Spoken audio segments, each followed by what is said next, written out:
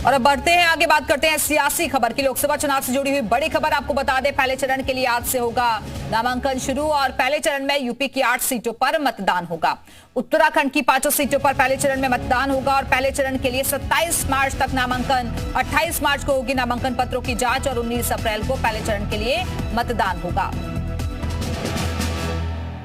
तो पहले चरण के लिए आज से शुरू होगा नामांकन और पहले चरण में यूपी की 8 सीटों पर मतदान होना है, जबकि उत्तराखंड की 5 सीटें इसमें शामिल हैं।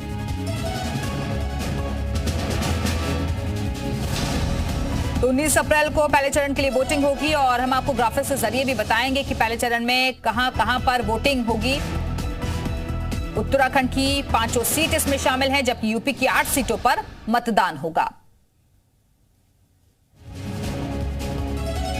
तो आज से नामांकन की शुरुआत होने जा रही है। पहले चरण के लिए 27 मार्च तक नामांकन होगा, उसके बाद नामांकन पत्रों की जांच होगी और फिर 19 अप्रैल को वोटिंग होगी। अल्मोड़ा, पौड़ी, टिहरी, हरिद्वार ये वो उत्तराखंड की सीटें हैं जहां पर मतदान होगा। सहारनपुर, कैराना, मुजफ्फरनगर, बिजनौर, नगीना ये 8 सीटें जहां पर पहले चरण में मतदान होगा।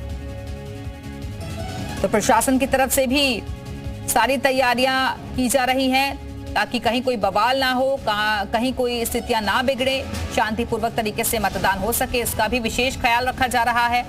आज से नामांकन प्रक्रिया शुरू होने जा रही है।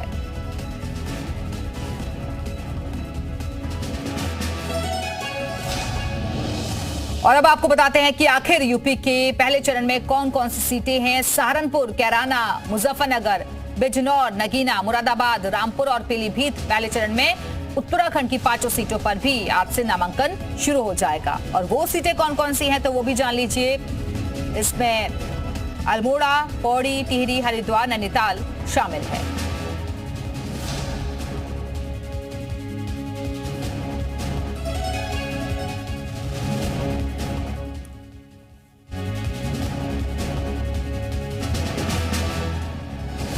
तो दरअसल आपको बता दें कि अब कड़ा मुकाबला पार्टियों के बीच देखा जा रहा है। प्रचार को भी धार देने की कोशिश पार्टियों की तरफ से हो रही है और हम आपको लगातार ग्राफिक्स के जरिए बता रहे हैं उत्तर प्रदेश और उत्तराखंड की वो सीटें जहां पर पहले चरण यानी कि 19 अप्रैल को वोटिंग होगी। अल्मोड़ा, पौड़ी, टिहरी, हरिद्वार, नैनीताल ये वो सीटें हैं जहां पर पहले चरण में मतदान होगा।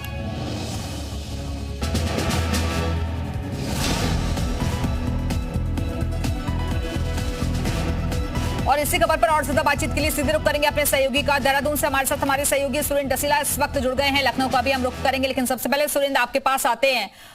जिस तरीके से हम देख रहे हैं कि चुनावी तारीखों का ऐलान हुआ, उसके बाद से आज से नामांकन प्रक्रिया शुरू होने जा रही है। किस तरीके की व्यवस्थाएं रहेंगी प्रशासन की तरफ से? देखिए, बिल्कुल आज से नामांकन प्रक्रिया शुरू हो गई है। 4 घंटे के लिए नामांकन प्रक्रिया होगी, यानी 11 बजे से 3 बजे तक नामांकन होगा। और इसके साथ ही ये भी कहा गया है जो प्रमुख आरओ ऑफिसर्स होंगे, रिटर्निंग ऑफिसर के ऑफिस होंगे, उसके 100 मीटर के पहले ही तमाम गाड़ियां रोकी जाएंगी, सुरक्षा व्यवस्था मुस्तैद रहेगी। और दूसरी बात यह है कि जो लोग ऑनलाइन नामांकन करना चाहते हैं उनके लिए इस बार सुविधा.ESI और इसके अलावा suvidha.ESI.gov.in इस पोर्टल के जरिए भी वो ऑनलाइन नामांकन कर सकते हैं, लेकिन उनको अपने तमाम डॉक्यूमेंट्स के प्रिंट निकाल के उसको फिजिकल तौर पे सबमिट भी करना होगा। ये भी व्यवस्था चुनाव आयोग के द्वारा की गई है। इसके साथ ही ये भी है कि आज से 27 मार्च तक तमाम जो प्रत्याशी होंगे वो नामांकन करेंगे। हालांकि उत्तराखंड में भाजपा ने अलग अलग तरीके से नामांकन की रणनीति बनाई है। कुछ प्रत्याशी 22 मार्च को नामांकन कर रहे हैं, 26 मार्च को 2 प्रत्याशियों के नामांकन है, 27 मार्च को 1 प्रत्याशी का नामांकन है। तो इस तरीके से तमाम जो 5 प्रत्याशी हैं उनके लिए अलग अलग नामांकन की पूरी व्यवस्था भाजपा की ओर से की गई है। और निर्वाचन आयोग ने ये कहा है, निर्वाचन विभाग ने ये कहा है, किसी भी तरीके से नामांकन में दिक्कतें ना हो, इसके लिए अधिकारियों को पहले से ही पूरी इसकी जानकारी दी गई है। बिल्कुल, तो कहीं कोई दिक्कतें ना हो इसके लिए अधिकारियों को पहले से ही बता दिया गया है, दिशा निर्देश जारी किए गए हैं। सुरेंद्र बनी रहेगा, वापस आते हैं आपके पास, लखनऊ चलते हैं। विवेक त्रिपाठी हमारे साथ जुड़े हुए हैं। विवेक, 19 अप्रैल को पहले चरण का मतदान होना है। उत्तर प्रदेश की 8 सीटें बेहद महत्वपूर्ण, जिसके लिए आज से नामांकन प्रक्रिया शुरू होने जा रही है। आपने कहा महत्वपूर्ण है और ये सच बात है, क्योंकि अगर हम देखेंगे 2013 में जब समाजवादी पार्टी की सरकार थी तो मुजफ्फरनगर यानी पहले चरण का जो 8 सीटें हैं उसमें से मुजफ्फरनगर शामिल है और वहीं पर दंगा भी हुआ था और उसी दंगे ने इबारत लिखी थी भारतीय जनता पार्टी की सत्ता की और लगातार 2 बार से भारतीय जनता पार्टी सत्ता में है।